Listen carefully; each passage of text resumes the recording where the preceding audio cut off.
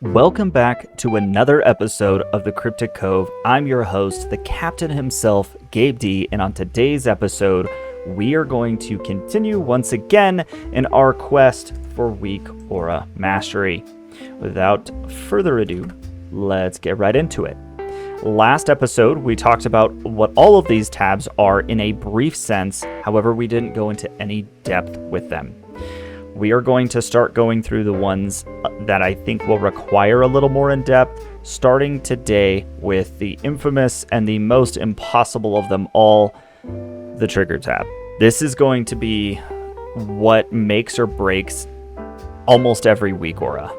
You have to find a way that you can recognize, or the game can recognize, when certain things have happened in order for anything to be of use.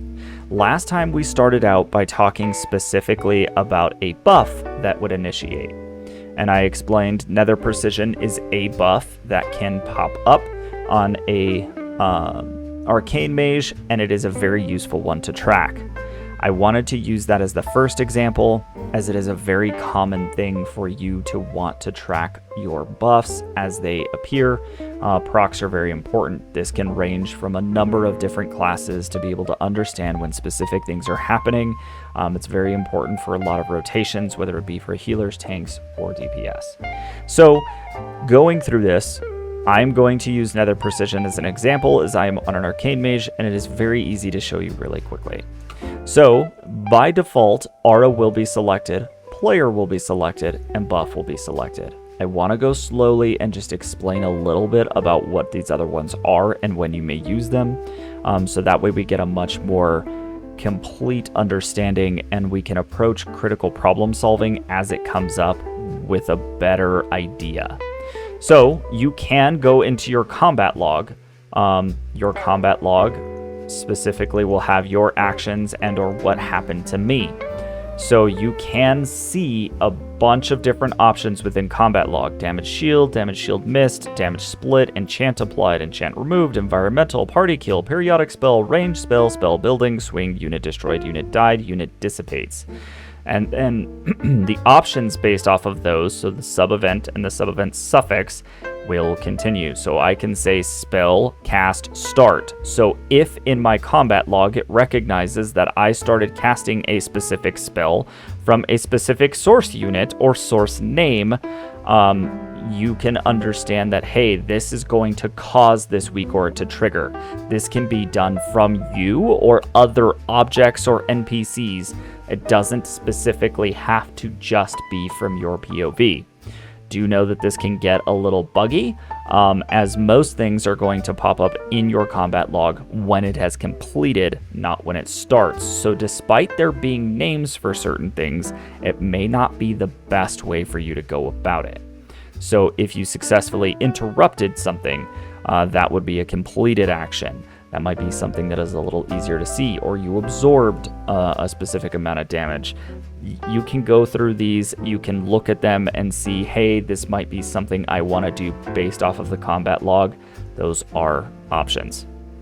Custom, that will be a whole nightmare video that I don't want to do until I am absolutely forced to, but that's going to be custom Lua code, where you are going to specifically write code for things to happen.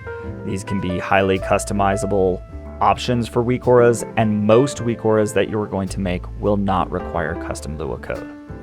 Item, you can go through items and you can type in item names, and you can have those act as a trigger. If you notice, I typed Aberrant Spellforge. It is a trinket that I currently have equipped, and you will notice the icon immediately matched as the game recognized spelling. It is important to know that with all WeakAuras, you must match spelling, including capitalization, to have the best chance of working. You can go through and see now that it has this available. The reason the icon appeared immediately is because the default is to show on cooldown. You can go not on cooldown. You can go always, where it will always display, but these triggers will activate for items in specific. These can be useful. I don't use them a ton, but there may be a time when you really want a WeakAura for a specific thing, such as a trinket that may boost your DPS that you need to continue to utilize. Other add-ons, it can track things through boss mods, GTFO alert, things like that. I wouldn't get into these too much. There's usually a better way of going about things than trying to work through other add-ons.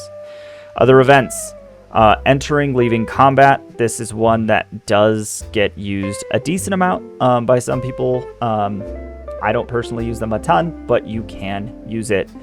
Ready check is actually one that can be useful. For example, if you wanted to track a specific number of people to ensure that they know the fight, they know what they're doing, you may have a ready check where you make a custom image, which I will show you how to do later.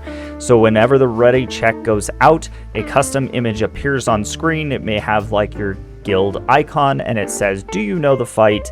Or like before hitting ready, do you know the fight? Do you have flasks activated? Do you have food buff activated? Do you have potions available? If all yes, and you were prepared, you know the fight, hit yes for the ready check. So that may be like a raid lead that wants to do that or enable that. That is an option. Spellcast succeeded is another one. You can definitely do a ton of stuff in there, including names of the spell, etc. Leaving combat or leaving the encounter, you can also do chat messages. So if you get a chat, you can automatically use that to trigger your WeakAura. Player unit info, I have used these. These are quite useful, and these do get kind of touchy. They are a little weird. So say you wanted something like you want to see your specific health. Say when you hit a percent that is less than or equal to 35%, you want your whole screen to flash red. You can do that. You can play custom noises and all kinds of things. It is definitely a good option to have in your bag of tricks. So health is just one of them. You can go through boss health, other people's health, people in the raid, your focus target, all kinds of things can trigger not just off of your health. So as you look through some of these, do know that these exist, such as we talked about range check. You can do stuff like that. Crowd controlled, you can have, if crowd control happens that a WeakAura is triggered, that might be something you might use, say, for PvP. If there is a PvP talent selected, you can use that as a trigger. All kinds of different things in here, definitely worth looking into and seeing if there might be something that you would like from that specific tab. Spell, this is another massive one and one of the most common ones that you will use. So cooldown charges count. That is a good one to know. Hey, do I have this cooldown available? How many charges of it do I have available? That is really good. Is the cooldown ready event. That is massive. If I want to know if evocation is off of cooldown, you'll notice that the symbol appeared. It did not activate right now as there's more to it, but if this shows and it has this number, which is its exact spell ID, I can make it display and pop up if it's available. So if this went on cooldown and it comes back up off cooldown, you will notice that that would appear. One that might be more easy just to see in action would be something like Prismatic Barrier. When you're trying these for the first time, I highly recommend not choosing massive cooldown abilities. Choose something that's really fast. So like if I wanted to, I can go through and I can say, hey, Prismatic Barrier, this should vanish. If I use it, we're going to wait for that 25 seconds. I'll keep talking and explaining, but you'll notice that it will pop up on the screen wherever we left it when the cooldown is ready. That is a simple trigger that activated for the WeakAura. We didn't go through a ton of display options with it, but you'll notice that it will still have some functionality. So boom, the symbol appeared on the screen, went away with a quick swipe, which we talked about earlier. So cooldown ready, massively important. One of the most important ones to know. Charges changed, so if you have multiple charges, you went from 2 to 1, you can trigger a WeakAura. Definitely good stuff in the spell tab.